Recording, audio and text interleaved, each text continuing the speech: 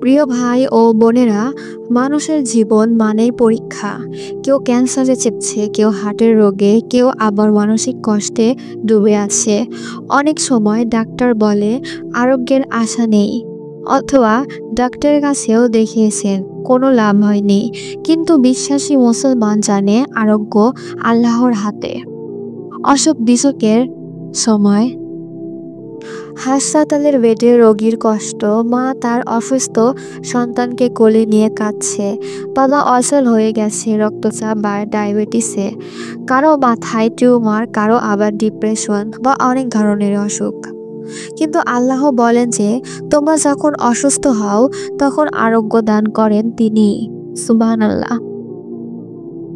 যখন ডাক্তার বলে আশা নেই, তখন মন ভেঙে যায়। যখন টাকা পয়সা নেই চিকিৎসা করার, তখন বুক ফেটে কান্না আসে। তখন আমরা আল্লাহর দরজায় মাথা রাখি। এক মা সন্তানকে নিয়ে রাতভর আল্লাহকে ডাকছে। অসুস্থ মানুষ কান্না করে কেবল বলছে, আল্লাহ তুমি ছাড়া আমার কেউ নেই। আল্লাহ এমন কোনো রোগ দেননি যার চিকিৎসা তিনি দেননি।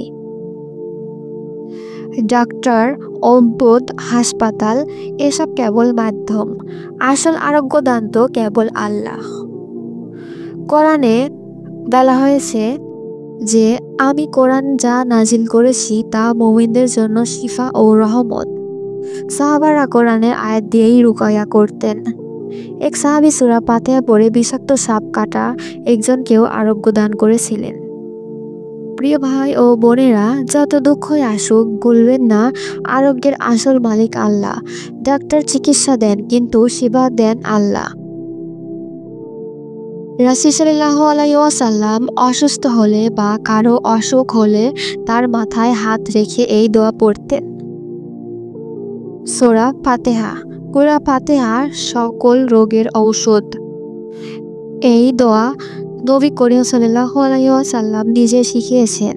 আপনি যখন অসুস্থ সন্তানের মাথায় হাত রেখে এই দোয়া পড়বেন, তখন প্রতিটা অক্ষর আল্লাহর কাছে পৌঁছাবে। আল্লাহ বলেন যে কষ্টের পরেই স্বস্তি আছে। মুমিন যখন অসুস্থ হয় তখন আল্লাহ তার গোনা ঝরিয়ে দেন, যেমন গাছ থেকে পাতা ঝরে। তাহলে অসুখ শুধু কষ্টই নয়, বরং গোনা মাফেরও সুযোগ। অসুখ বিসুখ আমাদের জন্য পরীক্ষা, কিন্তু মনে রাখবেন আল্লাহর কাছে করা প্রতিটা দোয়া কখনোই ফাঁকা যায় না। আজ থেকে যখনই অসুস্থ হবেন বা আপনার প্রিয়জন কষ্টে থাকবে এই দোয়া পড়বেন, তাহলে রোগ থেকে মুক্তি পাওয়া যাবে। যে কোনো রোগে বা মাথা ব্যথায় রোগীর মাথায় বা ব্যথার স্থানে হাত রাখবেন। সূরা ফাতিহা 7 বার পড়ে রোগীর ওপর ফু দিবেন, ইনশাল্লাহ আরাম পাবে। হাদিসে এসেছে সাহাবারা এভাবে 400 করেছেন। নিজের অসুখের সময় নামাজের পরে হাত তুলে দোয়ার মতো করে সূরা ফাতিহা 3 বার পড়ে শরীরে ফু দিবেন। বিশেষ করে ফজর আর এশার নামাজের পর পড়া উত্তম। গুরুতর রোগী, দীর্ঘস্থায়ী ব্যাধি যেমন ক্যান্সার, হার্ট, ডিপ্রেশন বা অন্যান্য কিছু, এক গ্লাস পানির ওপর সূরা ফাতিহা 41 বার পড়ে ফু দিয়ে সেই পানি অসুস্থ ব্যক্তিকে পান করাবেন।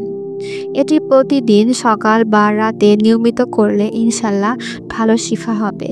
41 দিন 41 বার করে পড়লে এই শিফা থেকে মুক্তি পাওয়া যাবে।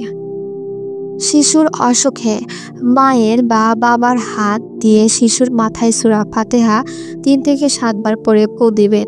নবী করিম সাল্লাল্লাহু আলাইহি ওয়াসাল্লাম শিশুদের জন্য এইভাবেই রুকায়া করেছেন। মানসিক কষ্ট, দুশ্চিন্তায় নির্জনে বসে সূরা ফাতিহা 11 বার পড়ে বুকের দিকে ফু দিন। এতে মনের ভয়, উদ্বেগ, দুশ্চিন্তা কমে যাবে। 7 দিন এভাবে করে দেখবেন সব সমস্যা সমাধান হয়ে যাবে। কিন্তু হ্যাঁ, তবে শর্ত আছে। আল্লাহর প্রতি পূর্ণ বিশ্বাস রাখতে হবে যে এই আসল শিফাদানকারী আল্লাহই। ডাক্তার চিকিৎসা দেবেন, শুধু কাজ করবে, কিন্তু আরোগ্য হবে তিনি যখন আল্লাহ চান। আল্লাহ কি না পারে? তিনি সব কিছুর মালিক। তিনি অসুখও দেন, আবার তিনি অসুখ থেকে মুক্তির পথও দেন। তাই আমাদের উচিত পরিপূর্ণ বিশ্বাসের সাথে আল্লাহর এই সূরাটি পাঠ করা। আপনি যদি বিশ্বাস না রেখে এই সূরাটি পাঠ করেন তাহলে কখনোই এটা কাজে দিবে না। অসুখ থেকে মুক্তির বড় একটাই পথ হলো বিশ্বাস, আর সেই বিশ্বাসের সাথেই সূরা ফাতিহা পড়ে তার অসুখ বিসুখের সমাধান করা, তাহলেই কাজে দিবে। যদি ভিডিওটা ভালো লাগে তাহলে একটা লাইক করো, কমেন্ট করো, শেয়ার করো।